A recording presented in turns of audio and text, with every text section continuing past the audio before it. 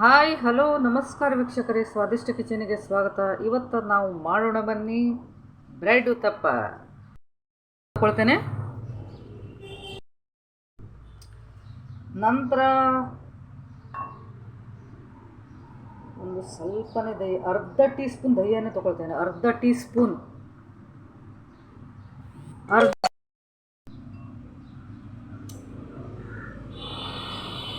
ಮತ್ತು ನೀರು ಹಾಕಿ ನೆನೆಸಿಡಬೇಕು ಒಂದು 15 ನಿಮಿಷಗಳ ಕಾಲ. ಉತ್ತಪ್ಪ ಒಡೆಯುವುದಿಲ್ಲ. ಮಿಕ್ಸ್ ಆಗಿದೆ. ಕೊತ್ತಂಬರಿ ಸೊಪ್ಪು, ಸಿಮ್ಲಾ ಮಿರ್ಚಿ, ಗಾಜರ್ ಮತ್ತು ಸ್ವಲ್ಪ ಗೋಬಿ, ವಟಾಣ, ಟೊಮೆಟೊ ಮತ್ತು ಉಪ್ಪು. ಇದು ಮಾಡಬೇಕು, ಕಟ್ ಇದೆ ರೌಂಡ್ ಬೇಕು. ಮೊದಲೇ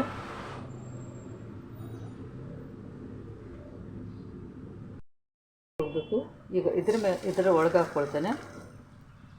ಇದು ನಂತರ ಇಲ್ಲಿ ಇದರ ಮೇಲೆ ಹೀಗೆ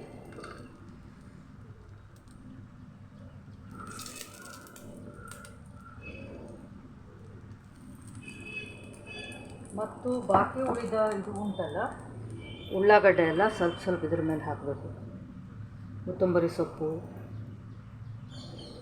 ಸ್ವಲ್ಪ ಉಳ್ಳಾಗಡ್ಡೆ, ಒಂದು ಪಿಜ್ಜಾ ಟ್ವಿಸ್ಟ್ ಕೂಡ ಬರ್ತದೆ, ಮತ್ತು ಸಿಮ್ಲಾ ಮಿರ್ಚಿ ಇದೆಲ್ಲ ಇದ್ರ ಮೇಲೆ ಹಾಕ್ಕೊಳ್ಬೇಕು.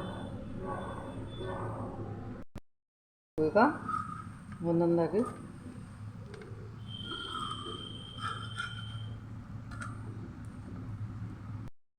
ಇಷ್ಟ ಇಲ್ಲಾದರೆ ವೆಜಿಟೇಬಲ್ ಹಾಕ್ಕೊಳ್ಬೇಡಿ, ಖಾಲಿ ಓನಿಯನ್ ಹಾಕಿ ಮಾಡಿ.